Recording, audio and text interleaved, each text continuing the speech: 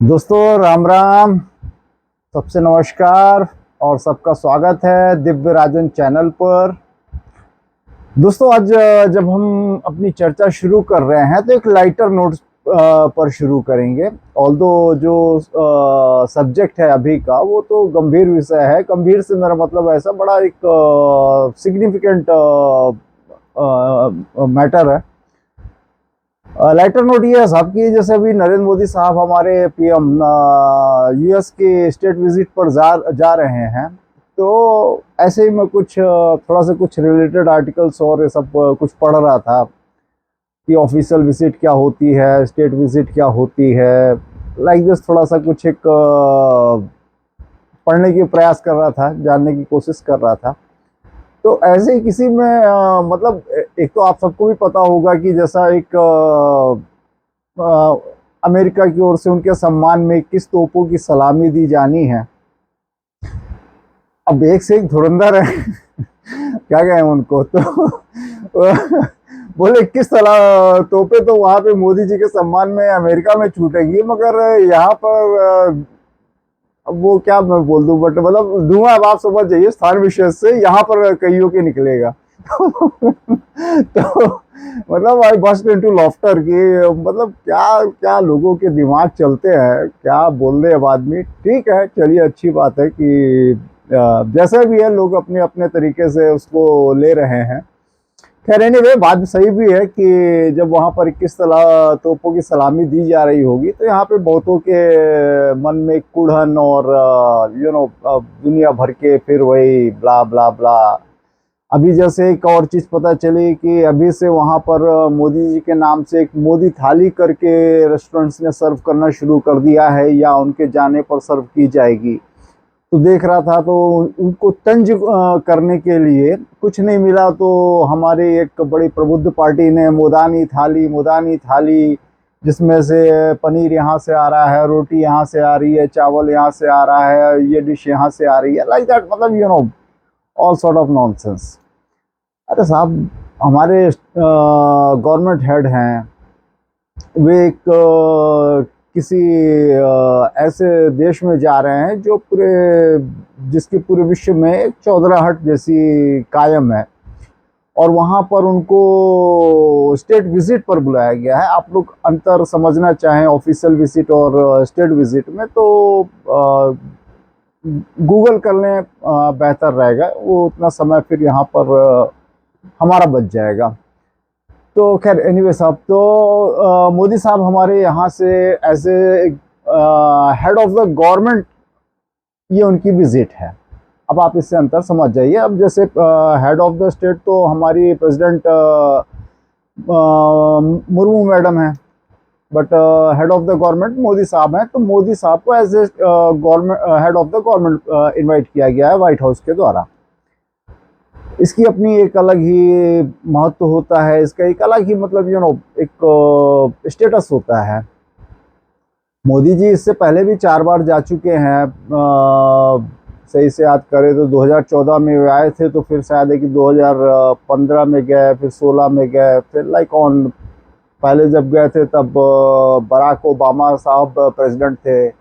उसके बाद फिर डोनाल्ड ट्रंप थे, फिर डोनाल्ड ट्रंप के बाद अभी जो बिडेन साहब आए, और अभी बिडेन साहब ने उनको एक स्टेट विजिट के लिए इनविटेशन दिया, जिसको उन्होंने बड़ी खुशी से एक्सेप्ट किया और जा भी रहे हैं। 21, 22, 23, 24 4 दिन की उनकी विजिट है। इस दौरान कुछ एक बातें हैं जो बहुत ही महत्वपूर्ण हैं, और मतलब जो उनकी इस विजिट को बहुत उसकी सिग्निफिकेंस बताती है कि कितनी महत्व रखती है उनकी ये विजिट। अब जैसे अगर बात करें हम तो अभी वो यूएस कांग्रेस को सेकंड टाइम एड्रेस करने वाले हैं। ऐसा करने वाले वे भारत के दूसरे प्रधानमंत्री सॉरी फर्स्ट प्रधानमंत्री होंगे। इससे पहले यह सम्मान भारत के किसी प्रधानमंत्री को पहले नहीं मिला है। पहले जितना मुझे याद है तो शायद है कि नेहरू जी ने, फिर उसके बाद राजीव गांधी जी ने एड्रेस किया था, but they got the opportunity only once. And ये मोदी साहब का बढ़ता रुतबा कह लीजिए, भारत देश का रुतबा कह लीजिए कि उनको सेकंड टाइम यह ऑफर किया गया है कि आप यूएस स्टेट कांग्रेस को आप एड्रेस करें। It means a lot. अगर आप इसको सच्ची में थोड़ा गंभीरता से लेंगे तो बहुत मायने रखता है ये। इससे पहले अगर देखा जाए तो ये ऑनर सिर्फ बेंजामिन नेतान्याहू को दिया गया था, जो इजराइल के प्रधानमंत्री रहे हैं। उन्होंने 3 बार उन्होंने स्टेट कांग्रेस को, यूएस स्टेट कांग्रेस को एड्रेस किया है। इट मीन्स अ लॉट, बहुत बड़ी बात है ये। और सबसे बड़ी बात क्या है ना कि एक जो भारत और अमेरिका, मतलब मैंने साहब इससे पहले इस प्रकार से नहीं देखा था।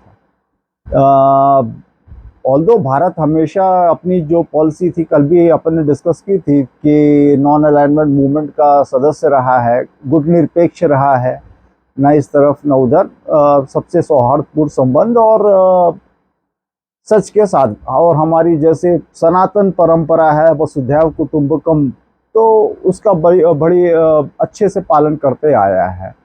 आज भी वो स्टैंड है। कल जो अपन ने डिस्कस किया था वो नेटो को लेकर, तो श्री शिवशंकर जी ने बहुत ही अच्छे से उसको एक फुल स्टॉप तो लगा ही दिया। अगर ना फुल स्टॉप तो कम से कम एक कॉमा तो लगा ही दिया।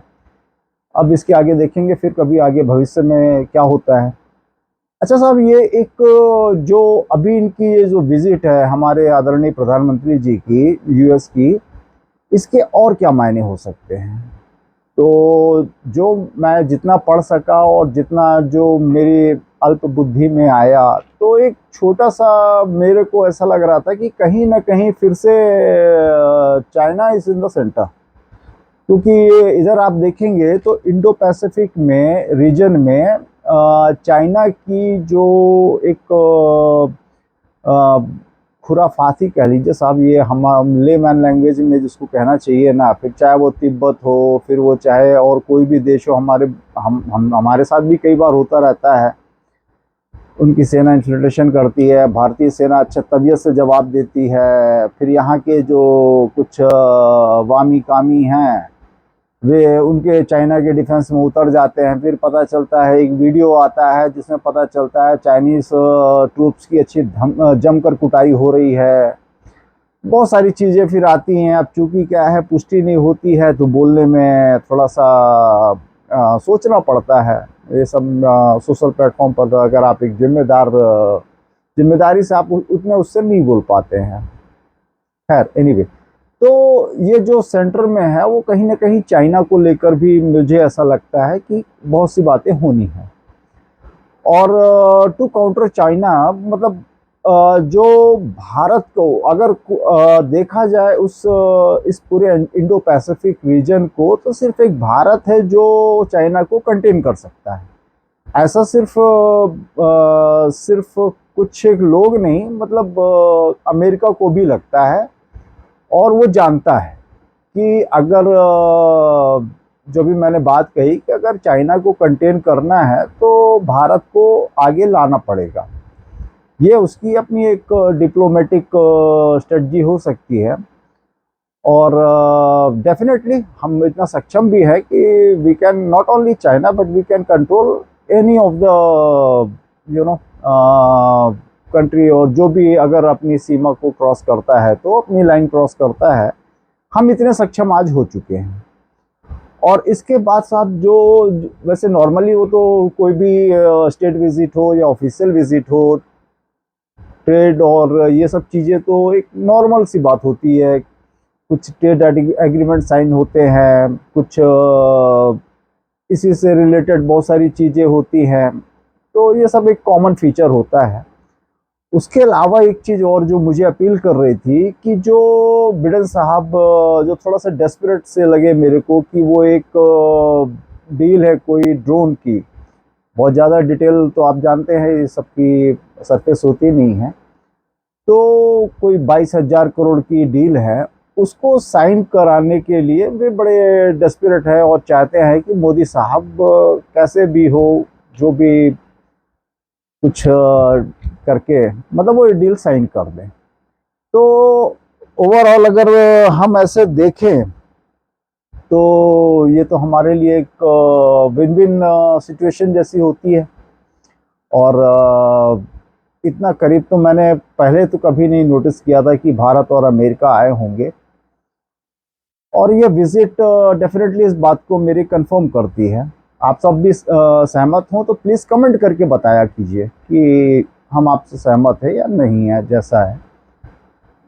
तो ये it's for me, so it's like just एक विन विन सिचुएशन है कि भारत के लिए इतने बड़े फिर इंडियन डायस्पोरा भी है वहाँ पर, जो मोदी जी के सम्मान में कुछ करने वाला है, कुछ ऐसा मतलब समथिंग स्पेशल। अब उसकी पूरी डिटेल्स तो अभी है नहीं मेरे पास, but yes that is for sure कि एज यूजुअल जब भी मोदी जी किसी भी देश में जाते हैं तो जो वहाँ पर इंडियन डायस्पोरा होता है वो उनसे ज़रूर कनेक्ट होते हैं। आधे घंटे 1 घंटा उनसे संवाद ज़रूर करते हैं। कुछ ऐसे भी जोड़ ले कि हम लोग को रिलेट कर ले कि जैसे मैं आप लोग के उससे संवाद करना चाहता हूँ भले अभी तक बायलैटरल नहीं हो पा रहा है तो एक ऐसा वो संवाद करते हैं, और वो उनकी एक इंटरनेशनल इमेज को और बूस्ट करता है।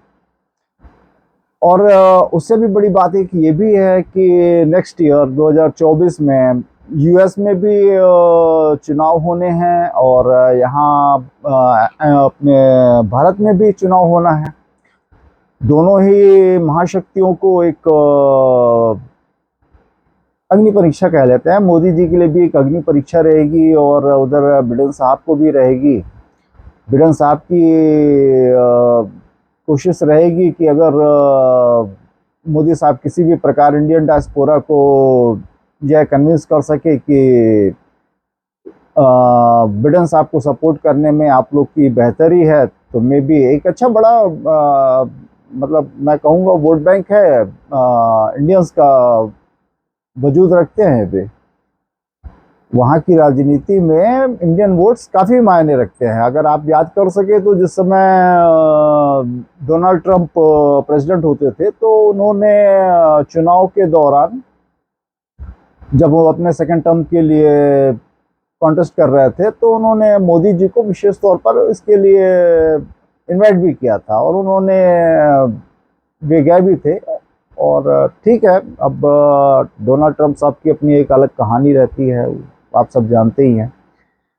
तो बड़ी खुशी की बात है साहब ये एक कि जिस प्रकार से